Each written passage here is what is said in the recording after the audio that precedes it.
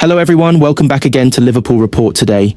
We've got the latest updates on our beloved club Liverpool, but before we dive in, make sure to subscribe so you never miss a moment of Liverpool Report news. Let's get started. Dutch forward Cody Gakpo has avoided a ban from the FA in relation to a religious message during Liverpool's title celebrations. The potential punishment relates to his goal celebration during the victory over Tottenham, which saw Liverpool crowned champions, but he has simply been served a reminder of what is and is not permitted. After scoring a first-half goal against Spurs, Gakpo took off his shirt to reveal a vest bearing the words, "I belong to Jesus." The same message was revealed by Brazil and AC Milan star Kaká back in 2007 when he helped the Rossoneri beat Liverpool in the Champions League final. Gakpo was shown a yellow card by referee Thomas Bramall, the standard punishment for a player removing their shirt in celebration, regardless of any message revealed. However, as reported by The Athletic, the religious nature of the message could be interpreted as going against the International Football Association Board's laws of the game. Players must not reveal undergarments that show political, religious, personal slogans, statements or images, or advertising other than the manufacturer's logo, IFAB's laws of the game document states. For any offence, the player and/or the team will be sanctioned.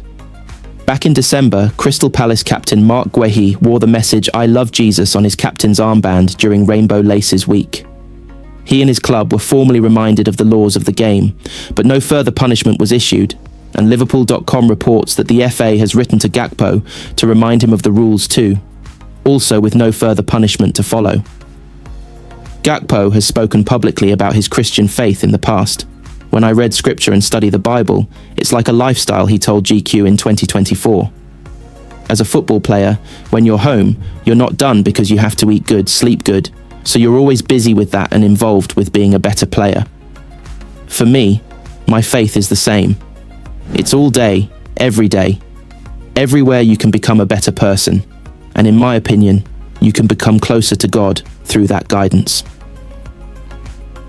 The 25-year-old's goal against Tottenham was his 17th of the campaign, taking him one clear of his tally from last season.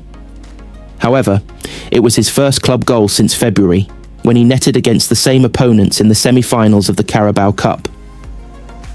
Dominic Solanke opened the scoring for the visitors at Anfield, but it was 3-1 by half-time as Luis Diaz and Alexis McAllister netted before Gakpo. Mohamed Salah added a fourth during the second half, and the scoring was completed via a Destiny Udogie own goal. "I think from the moment we arrived on the bus, everyone could feel that we were never going to lose this game," manager Arneslot told Match of the Day. "The fans were so supportive before and during the game. Even at 1-0 down, you felt this team and the fans could get it over the line. Conceding from a set piece is always difficult, but from that moment we were outstanding. We could have scored a few more. Tottenham's focus was probably more on Thursday, but you still have to win it, and we did." Jurgen Klopp congratulated Liverpool on their title success and claimed he's very excited about the club's future. The former Reds boss posted on social media after his old club secured the title on Sunday with a win over Tottenham. Klopp left Anfield last summer after 9 years, having won the Premier League in 2020 and the Champions League in 2019.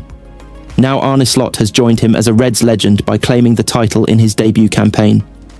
After his final game, he sang Slot's name on the pitch, something which was reciprocated by the Dutchman in Sunday's celebrations at Anfield, and the pair have kept in contact ever since.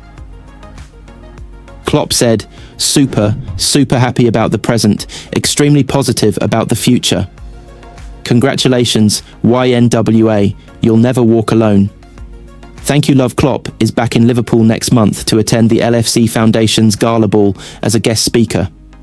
The black tie event is due to take place on May 23rd, 2 days before Liverpool will lift the trophy after their final game against Crystal Palace.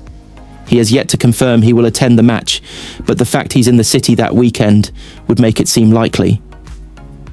Slot has frequently mentioned he was grateful for the quality of the squad bequeathed to him, and he explained why he publicly thanked his predecessor following the 5-1 victory over Tottenham. "Why did I do that? Because of what he did before I even arrived here. That's something not one manager had ever done before," he said. That is what definitely helped me. But apart from that, he helped me even more with the team he left behind and the culture he left behind in that team. The quality the players have was obvious for everyone, but the culture of hard work, the culture of not only the players, but also the staff members, has been incredible. That's one of the reasons we could achieve what we have achieved this season. For obvious reasons, it was a nice moment to thank him as well. Cop defender Ibrahima Konate revealed Slot walked through the door telling his side they could win the league before a ball had been kicked. I think he brings something new, like the style of playing, he said. Just before we started the season, he showed us why we didn't win the league the year before, some details, and he said if we change that and improve on that, we have a big chance to win the league, and that's what we've done since the start of the season. We have to be happy. 3 decisions must be made before Liverpool will allow Darwin Nunez to make his expected departure this summer. Nunez arrived at Anfield for a club record £85 million back in the summer of 2022. But the Uruguayan has struggled to get to grips with life in the Premier League. He has scored just 25 top-flight goals in 91 games since his move 3 years ago, while he has notched just 7 times in 47 appearances in all competitions this term. While there are still 3 years to run on his contract, it appears the 25-year-old's time on Merseyside is up. Reds Chiefs are working towards moving Nunez on this summer. They are bidding to increase the war chest available to boss Arne Slot after he led them to the Premier League title in his first season in charge. Liverpool are expected to face a tough challenge to their defence next year. The likes of Manchester City, Arsenal, Newcastle and Aston Villa are expected to invest heavily this summer. While there are substantial funds for Slot to play with, he would also benefit from any player sales. But according to the Daily Telegraph, selling Nunez relies on 3 key decisions. The first is receiving an acceptable bid in exchange for the mercurial attacker. It is unlikely that any suitor would offer anything close to what Liverpool paid Benfica 3 years ago. Despite that, they will not be willing to take a major hit on any sale. The second relies upon a suitable replacement being found for the striker to help Slot in his title defence. Signing a new number 9 is a top priority for the summer, with Liverpool scouts having been assessing candidates for months. Newcastle's Alexander Isak is obviously rated by Reds Chiefs, but there is an acceptance that the chances of signing him are slim to none. It is thought the Magpies are ready to slap a massive £130 million price tag on the Swedish international, who has a lengthy contract in place. An alternative is Eintracht Frankfurt star Hugo Ekitike, though again the Bundesliga side are set to demand a large fee in the region of £80 million. It is claimed that Liverpool are prepared to pay big money, but only for the right player.